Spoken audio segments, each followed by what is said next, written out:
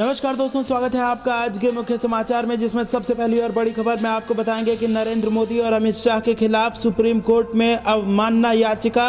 क्या है पूरा मामला आपको बताएंगे दोस्तों। इसी के साथ दूसरी बड़ी खबर में आपको बताएंगे कि पीएम और सीएम पर प्रियंका गांधी ने कसा तंज, कहा धोखाधड़ी करके कुपोषण में यूपी को बना दिया नंबर 1। तीसरी बड़ी खबर में आपको बताएंगे कि भाजपा सरकार को जासूसी करने से फुर्सत नहीं और अब वो विकास क्या करेगी। अखिलेश यादव ने योगी सरकार और मोदी सरकार पर कसा तंज। चौथी बड़ी खबर में जिक्र होगा कि राहुल गांधी ने फिर साधा पीएम मोदी पर निशाना, कहा आदमी का सबसे बड़ा दुश्मन है उसका गुरूर। दोस्तों, इसी प्रकार की हर एक खबर की गहराई में आपको ले जाएंगे, लेकिन उससे पहले अगर आपको भी ऐसा लगता है कि भाजपा को उत्तर प्रदेश के चुनाव में बड़ा नुकसान होने वाला है तो आप इस वीडियो को लाइक जरूर कीजिए और कमेंट में हमें बताइए कि किसकी बनेगी उत्तर प्रदेश में सरकार। रुक करते हैं पहली बड़ी खबर की तरफ। नरेंद्र मोदी और अमित शाह के खिलाफ सुप्रीम कोर्ट में अवमानना याचिका। जी हां दोस्तों, आपको बता दें कि दिल्ली के नए पुलिस कमिश्नर राकेश अस्थाना की नियुक्ति के खिलाफ सुप्रीम कोर्ट में एक याचिका दाखिल हुई है। इसमें प्रधानमंत्री नरेंद्र मोदी के साथ गृह मंत्री अमित शाह के खिलाफ कोर्ट की अवमानना का आरोप लगाया गया है। इस याचिका को दायर करने वाले एडवोकेट मनोहर लाल शर्मा ने आरोप लगाया है कि अस्थाना की नियुक्ति सुप्रीम कोर्ट के नियमों का उल्लंघन है। वहीं एमएल शर्मा ने याचिका में कहा है कि सुप्रीम कोर्ट का साफ नियम है कि इस तरह की सभी नियुक्तियों को पहले केंद्रीय लोक सेवा आयोग के जरिए नोटिफाई किया जाना चाहिए और ऐसे किसी भी अधिकारी जिसकी सेवा के 6 महीने से कम बचे हों उन्हें डीजीपी या फिर उसके बराबरी के पद पर नियुक्ति नहीं किया जाना चाहिए। बता दें कि राकेश अस्थाना पूर्व में बीएसएफ के डीजी, सीबीआई में विभिन्न पदों पर रह चुके हैं। राकेश अस्थाना को अब दिल्ली पुलिस का कमिश्नर ऐसे समय में नियुक्त किया गया है जब वो 31 जुलाई को रिटायर होने वाले थे। उन्हें नियुक्ति के साथ ही सेवा में 1 साल का एक्सटेंशन भी दिया गया है। बता दें कि दिल्ली पुलिस के कमिश्नर की रैंक किसी राज्य के डीजीपी के बराबर की होती है। शर्मा की याचिका में दावा किया गया है कि प्रधानमंत्री मोदी और गृह मंत्री अमित शाह ने सुप्रीम कोर्ट के आदेश की अवमानना कर पद पर रहने का अपना नैतिक और संवैधानिक अधिकार खो दिया है। पीआईएल में कहा गया है कि इस मुद्दे को सुप्रीम कोर्ट की संवैधानिक बेंच द्वारा सुना जाना चाहिए, जिसमें कम से कम 5 जज शामिल हों। शर्मा ने कहा है कि संवैधानिक बेंच को इस तरह की नियुक्तियों पर आदेश देकर मामले को सुलझाना चाहिए, वरना संवैधानिक उल्लंघन की स्थिति पैदा होती रहेगी और लोगों का देश से भरोसा उठने लगेगा। एमएल शर्मा ने अपनी याचिका में मोदी को प्रतिवादी नंबर 1, अमित शाह को प्रतिवादी नंबर 2 और इसके अलावा गृह मंत्रालय को प्रतिवादी नंबर 3 बनाया है। उन्होंने कहा कि तीनों की तरफ से सुप्रीम कोर्ट के 3 जुलाई 2018 के आदेश का उल्लंघन किया गया है, जिसमें कहा गया था कि सभी राज्यों को डीजीपी स्तर के अफसरों की नियुक्ति से 6 महीने पहले अपने प्रस्ताव यूपीएससी को भेज देना चाहिए। रुक करते हैं अगली बड़ी खबर की तरफ। पीएम और सीएम पर प्रियंका गांधी ने कसा तंज, कहा धोखाधड़ी करके कुपोषण में यूपी को बना दिया नंबर 1। आपको बता दें दोस्तों कि कांग्रेस महासचिव और उत्तर प्रदेश प्रभारी प्रियंका गांधी ने कुपोषण को लेकर केंद्र और यूपी की भाजपा सरकार पर तीखा हमला बोला। दरअसल यह हमला केंद्रीय महिला और बाल विकास मंत्री स्मृति ईरानी की ओर से राज्यसभा में एक प्रश्न के एक उत्तर में दिए गए जवाब पर बोला गया है। प्रियंका गांधी ने कहा कि प्रधानमंत्री नरेंद्र मोदी और मुख्यमंत्री योगी आदित्यनाथ ने धोखाधड़ी करके कुपोषण में उत्तर प्रदेश को नंबर 1 बना दिया। प्रियंका गांधी ने शुक्रवार 30 जुलाई को ट्वीट करते हुए लिखा कि संसद में भाजपा सरकार की मंत्री ने बताया कि देश में सबसे ज्यादा कुपोषित बच्चे उत्तर प्रदेश में हैं। प्रधानमंत्री जी एवं मुख्यमंत्री जी खुद से ही नंबर 1 का खिताब देते रहे और डबल इंजन की धोखाधड़ी करके कुपोषण में उत्तर प्रदेश को नंबर 1 बना दिया। वहीं आपको बता दें कि सरकार ने गुरुवार को कहा कि देश में 6 महीने से 6 साल की उम्र में 9 लाख से अधिक अत्यंत कुपोषित बच्चों की पहचान की गई है और इसमें 3,98,000 बच्चे उत्तर प्रदेश के हैं। रुक करते हैं अगली बड़ी खबर की तरफ। भाजपा सरकार को जासूसी करने से फुर्सत नहीं, वो विकास क्या करेगी। अखिलेश यादव ने दिया यह बयान। समाजवादी पार्टी अध्यक्ष और उत्तर प्रदेश के पूर्व मुख्यमंत्री अखिलेश यादव ने पेगासस जासूसी कांड को लेकर एक बार फिर भाजपा पर तीखा हमला बोला है। अखिलेश यादव ने कहा है कि भाजपा सरकार को जासूसी करने से ही फुर्सत नहीं है, वो विकास कब करेगी। भाजपा के नए अभियान वस्तुतः जनता की ताकत के सामने सरकार की घबराहट के द्योतक हैं। इतना ही नहीं, अखिलेश यादव ने कहा कि भाजपा लोकतंत्र को कमजोर करने में लगी है, तो वहीं भाजपा के जन आशीर्वाद यात्रा को एक छद्म अभियान बता दिया है। अखिलेश यादव ने कार्यकर्ताओं को संबोधित करते हुए कहा कि भाजपा ने जिला पंचायत चुनाव के नतीजों को अपनी गुंडागर्दी से बदला है। लोकतंत्र में स्वतंत्र एवं निष्पक्ष चुनाव को मर्यादा को उसने तार-तार किया है। भाजपा षड्यंत्र के तहत समाजवादी पार्टी के प्रति अभद्र भाषा का प्रयोग करती है। भाजपाई IT सेल के जरिए भेष बदलकर समाजवादी पार्टी के विरुद्ध झूठे प्रचार को बढ़ावा देने में लगे हैं और भाजपा ने अपने संकल्प पत्र को झूठ का पुलिंदा बना दिया। किसान की आय आज कितनी है जिसे भाजपा ने दुगनी करने का वादा किया था, उसकी रूपरेखा आज तक नहीं बताई गई।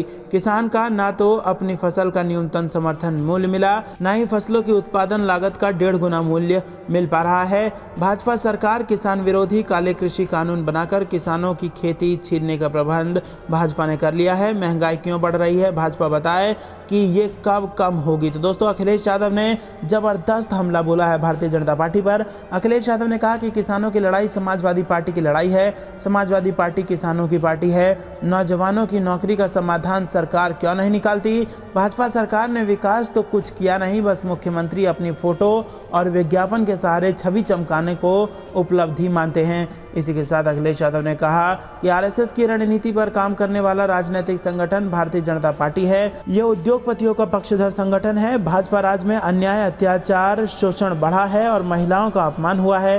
सड़क, बिजली, पानी सभी का अकाल है। डबल इंजन की सरकार हर मोर्चे पर बेहद कमजोर साबित हुई है। वास्तव में भाजपा नेतृत्व अपने अहंकार में डूबा हुआ है। उसने जनहित के मामलों की पूर्णतया उपेक्षा की है और केवल अपने राजनीतिक स्वार्थ साधन की चिंता की है। रुक करते हैं अगली बड़ी खबर की तरफ। राहुल गांधी ने फिर साधा PM मोदी पर निशाना। कहा आदमी का सबसे बड़ा दुश्मन है उसका गुरूर। आपको बता दें कि किसान आंदोलन, महंगाई, कोरोना वायरस, पेगासस जासूसी कांड जैसे कई मुद्दे को लेकर कांग्रेस नेता राहुल गांधी ने मुंशी प्रेमचंद की एक पंक्ति को शेयर करके देश के प्रधानमंत्री पर हमला किया। उन्होंने अपने ट्वीट में लिखा कि आदमी का सबसे बड़ा दुश्मन उसका गुरूर है। राहुल गांधी के इस ट्वीट से पता चलता है कि वो पेगासस मामले पर केंद्र सरकार के रवैये और टिप्पणी को लेकर PM मोदी को अपने निशाने पर ले रहे हैं। इससे पहले कांग्रेस के पूर्व अध्यक्ष राहुल गांधी ने महंगाई के मुद्दे को लेकर शुक्रवार को केंद्र सरकार पर निशाना साधा और आरोप लगाया कि यह महंगाई मोदी सरकार की अंधाधुंध टैक्स वसूली है। उन्होंने ट्वीट किया कि सब सामान महंगा होता जा रहा है, उपभोक्ता परेशान है, लेकिन क्या इसका थोड़ा भी फायदा छोटे उत्पादक, दुकानदार या किसानों को हो रहा है? नहीं। कांग्रेस नेता ने आरोप लगाया कि ये महंगाई असल में मोदी सरकार की अंधाधुंध टैक्स वसूली है। तो दोस्तों, अगर आपको भी ऐसा लगता है कि वाकई में टैक्स वसूलने के कारण महंगाई देश में बढ़ा रखी है, तो आप अभी वीडियो को लाइक करके अपना समर्थन दर्ज कीजिए और अपने विचार हम तक पहुंचाइए। रुक करते हैं अगली बड़ी खबर की तरफ। यूपी चुनाव से पहले बीजेपी को टेंशन दे सकती हैं अपना दल, ज़्यादा सीटों की डिमांड कर सकती हैं अनुप्रिया पटेल। आपको बता दें कि उत्तर प्रदेश विधानसभा चुनाव 2022 में बीजेपी के साथ ही उसकी सहयोगी पार्टियां भी जमीनी स्तर पर चुनावी तैयारियों में जुट गई हैं। भाजपा के बढ़ते जनाधार के साथ ही पिछले 5 साल में उसकी सहयोगी पार्टी का भी जनाधार बढ़ा है। बीजेपी की सहयोगी पार्टी अपना दल ने यूपी के कई जिलों में अपनी पैठ बना ली है। आगामी चुनाव में अपना दल सीटों के बंटवारे को लेकर बीजेपी की टेंशन बढ़ा सकती है। इसके साथ ही अपना दल की नज़र कानपुर की घाटमपुर विधानसभा सीट पर भी है। केंद्रीय मंत्री अनुप्रिया पटेल के कानपुर से पारिवारिक रिश्ते हैं और इसके साथ ही आपको बता दें कि अपना दल कानपुर बुंदेलखंड में संगठन को जमीनी स्तर पर मजबूत करने में लगा है। कानपुर में 10 विधानसभा सीटें हैं। साल 2017 के विधानसभा चुनाव में बीजेपी ने 10 में से 7 सीटों पर जीत दर्ज की थी। अपना दल ने 2017 के विधानसभा चुनाव में सीटों के बंटवारे के वक्त कानपुर की घाटमपुर विधानसभा सीट की मांग की थी, लेकिन बीजेपी इसके लिए तैयार नहीं हुई थी। लेकिन अब फिर से चुनाव नज़दीक है और यहाँ पर अपना दल भारतीय जनता पार्टी की मुश्किलें बढ़ा सकती है, ज़्यादा सीटों की मांग कर सकती है। अपना दल कहा जा रहा है कि 21 से 25 सीटों की मांग कर सकती हैं।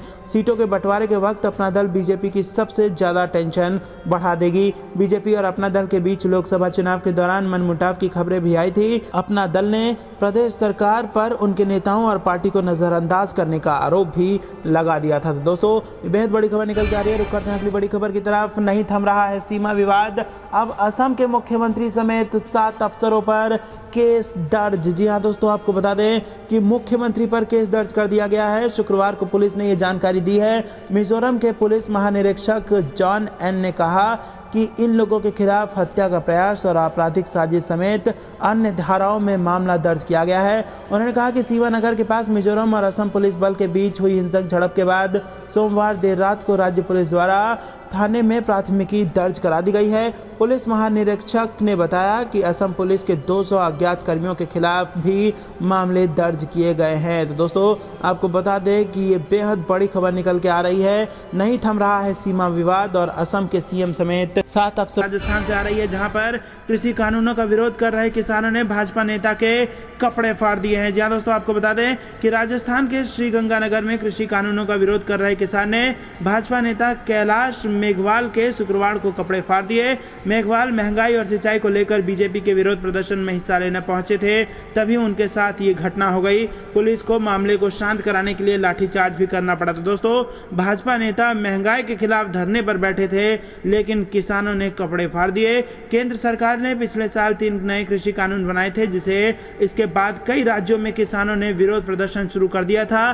किसान राज्यों के अलावा दिल्ली की विभिन्न सीमाओं पर भी 8 महीने से प्रदर्शन कर रहे हैं। किसानों की मांग सरकार के कृषि कानूनों को रद्द कराने और एमएसपी पर कानून बनाने की है।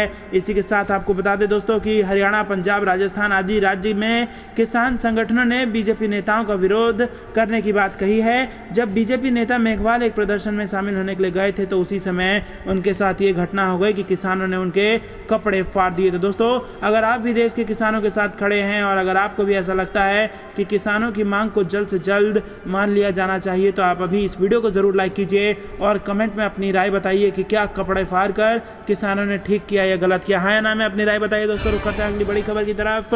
पश्चिम बंगाल की मुख्यमंत्री ममता बनर्जी का बड़ा ऐलान, हर दूसरे महीने आएंगी दिल्ली, 2024 के लिए दिया ये बड़ा नारा। जी हाँ दोस्तों, पश्चिम बंगाल की मुख्यमंत्री ममता बनर्जी ने मिशन 2024 की रेस तेज कर दी है। पिछले 5 दिनों के दिल्ली प्रवास के दौरान उन्होंने कांग्रेस की अंतरिम अध्यक्ष सोनिया गांधी, राहुल गांधी के साथ साथ देश के कई विपक्षी नेताओं से मुलाकात की है। अब उन्होंने ऐलान किया है कि वो हर 2 महीने दिल्ली आएंगी और माना जा रहा है कि ममता के इस ऐलान के पीछे उनका मिशन 2024 है। ममता बनर्जी ने कहा कि मैंने शरद पवार से बातचीत की, मेरी यात्रा सफल रही, हम राजनीतिक उद्देश्यों के लिए मिले, लोकतंत्र जिंदा रहना चाहिए। मेरा स्लोगन है लोकतंत्र बचाओ देश बचाओ। हम किसानों के मुद्दों का समर्थन करते हैं। मैं हर दूसरे महीने दिल्ली आऊंगी। तो दोस्तों अगर आपको भी ऐसा लगता है कि मोदी सरकार को और भारतीय जनता पार्टी को रोकने के लिए विपक्ष को एकजुट हो जाना चाहिए और लोकतंत्र को जिंदा रखने के लिए विपक्ष को एकजुट हो जाना चाहिए, तो आप वीडियो को जरूर लाइक कीजिए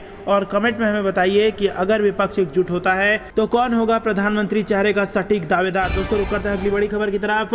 राहुल गांधी ने वित्त मंत्री निर्मला सीतारमण को लिखा खत, किसानों के लिए मांगी फसल ऋण चुकाने की राहत। आपको बता दें कि कांग्रेस नेता राहुल गांधी ने गुरुवार को केंद्रीय वित्त मंत्री निर्मला सीतारमण को चिट्ठी लिखकर उनसे किसानों द्वारा लिए गए अल्पकालिक फसल ऋणों के भुगतान के लिए दी गई मोहलत को 31 दिसंबर 2021 तक बढ़ाने का आग्रह किया। राहुल गांधी ने ऐसे ऋण पर सभी दंडात्मक ब्याज से छूट की भी मांग की। उन्होंने कहा कि कोरोना वायरस महामारी के कारण समूचे देश के किसान गंभीर आर्थिक परेशानी का सामना कर रहे हैं। कांग्रेस के पूर्व अध्यक्ष ने कहा कि केरल में उनके निर्वाचन क्षेत्र वायनाड में बड़ी संख्या में छोटे और हाशिए पर पड़े किसान रहते हैं और उन्होंने कहा कि केरल का एक बड़ा हिस्सा 2018 और 19 में लगातार 2 वर्षाई बाढ़ से तबाह हो गया है। राहुल गांधी ने कहा कि किसान इससे उबर ही रहे थे कि कोविड महामारी आ गई और इसने किसानों की परेशानी को काफी बढ़ा दिया है। फिलहाल किसान ब्याज छूट योजना के तहत रियायती दर पर अल्प विधि का फसल ऋण लेते हैं। तो दोस्तों आपको बता दें यहाँ पर निर्मला सीतारमण को चिट्ठी लिखकर ऋण में राहत की बात कही है। रुक करते हैं अगली बड़ी खबर की तरफ। सीएजी की रिपोर्ट से मचा बिहार में सियासी हड़कंप,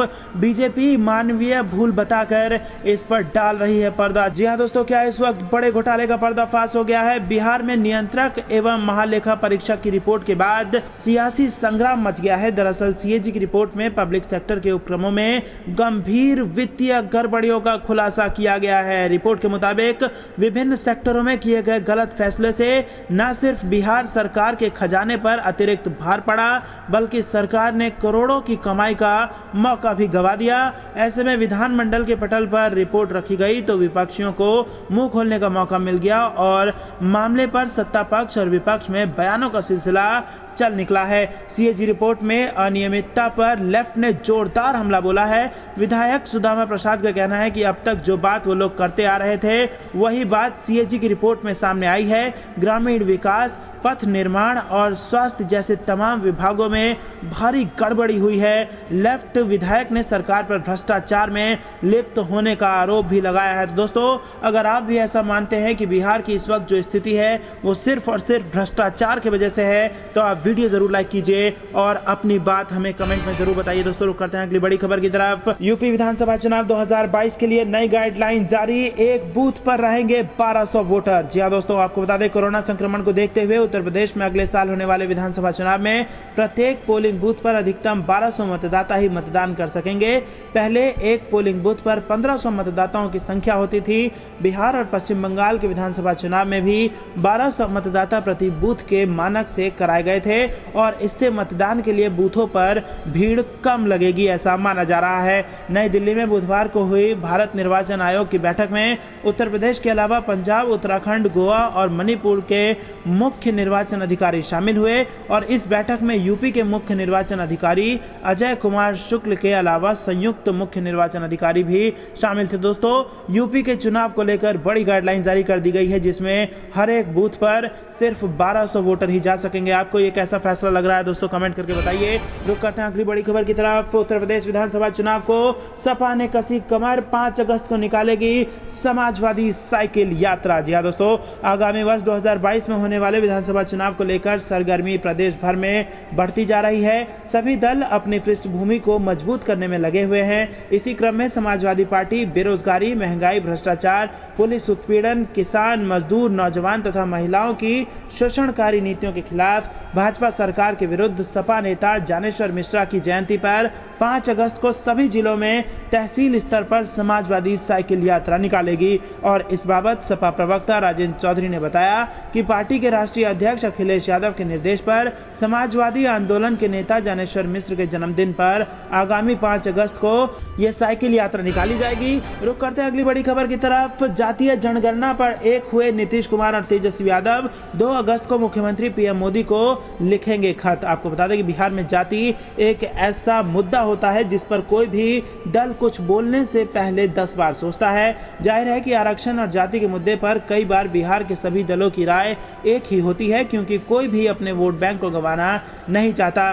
कुछ यही हाल जातीय जनगणना की मांग पर भी है जहां सत्ता और विपक्ष की धुरी एक होती नजर आ रही है। मुख्यमंत्री नीतीश कुमार जातीय जनगणना को लेकर प्रधानमंत्री नरेंद्र मोदी को खत लिखेंगे। लालू यादव के छोटे बेटे और नेता प्रतिपक्ष तेजस्वी यादव ने शुक्रवार को विपक्ष के अन्य नेताओं के साथ मुख्यमंत्री नीतीश कुमार से इसी मुद्दे पर मुलाकात की। इस मुलाकात के बाद तेजस्वी यादव ने मुख्यमंत्री से हुई बातचीत के बारे में जानकारी मीडिया को दी जिसमें उन्होंने ये दावा किया है कि 2 तारीख को उन दोनों के द्वारा यानी कि तेजस्वी यादव और नीतीश कुमार द्वारा प्रधानमंत्री मोदी को जातिगत जनगणना के लिए चिट्ठी लिखी जाएगी। रुक करते हैं अगली बड़ी खबर की तरफ। गाजीपुर पहुंचा राकेश टिकैत का परिवार, बेटी और बहू ने भी बुलंद की अपनी आवाज। आपको बता दें कि लंबे वक्त से दिल्ली की सीमा पर बैठे किसान कृषि कानूनों का विरोध कर रहे हैं। भारतीय किसान यूनियन के नेता राकेश टिकैत मानो इस किसान आंदोलन का चेहरा बन गए हैं। राकेश टिकैत का परिवार उनसे मिलने धरना स्थल आता रहता है।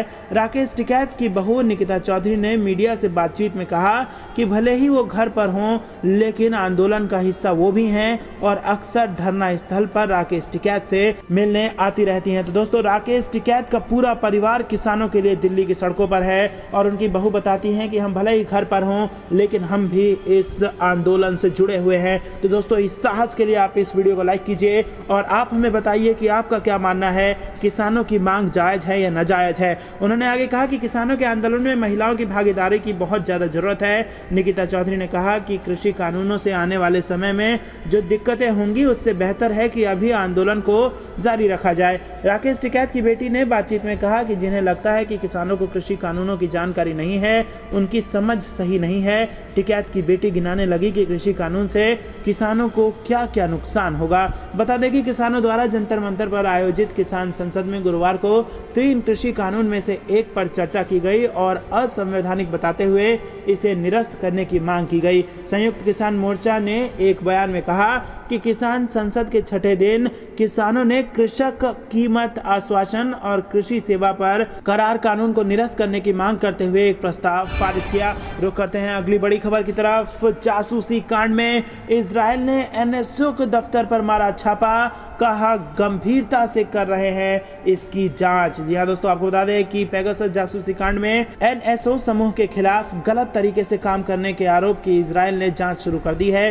कई सरकारों द्वारा इसके स्पाईवेयर के गलत इस्तेमाल के आरोप पर अधिकारियों ने साइबर सिक्योरिटी कंपनी के दफ्तर की जांच की। कई विभागों के चीफ ने बुधवार को एनएसओ दफ्तर का दौरा कर इस सिलसिले में लगाए गए आरोपों की जांच की। यह जानकारी इजराइल के रक्षा मंत्रालय के प्रवक्ता ने दी है। उन्होंने समाचार एजेंसी से बात करते हुए कहा कि इस वक्त विस्तार से जानकारी नहीं दे सकते। तो दोस्तों यहाँ पर आपको बता दें कि जांच शुरू हो चुकी है, भले ही भारत में नहीं लेकिन इजराइल में इस जासूसी कांड की जांच शुरू हो चुकी है। रुक करते हैं अगली बड़ी खबर की तरफ। विपक्षी दलों की संसद में हुई बड़ी बैठक। दरअसल दोस्तों नई दिल्ली में कांग्रेस तथा समान विचारधारा वाले कई दलों के नेताओं की संसद भवन में बैठक हुई, जिसमें पेगासस मामले में सरकार की चुप्पी पर चिंता जताते हुए उसके खिलाफ रणनीति पर विचार किया गया। कांग्रेस सूत्रों ने बताया कि बैठक राज्यसभा में विपक्ष के नेता मल्लिकार्जुन खड़गे के चैम्बर में हुई, जिसमें संसद में चलते रहे गतिरोध को लेकर सरकार के खिलाफ रणनीति बनाने को लेकर चर्चा हुई। बैठक में राज्यसभा में प्रतिपक्ष के नेता मल्लिकार्जुन खड़गे, आनंद शर्मा सरीखे कई बड़े नेता वहां पर मौजूद थे। गौरतलब है कि संसद के मानसून सत्र में कांग्रेस तथा विपक्षी दलों के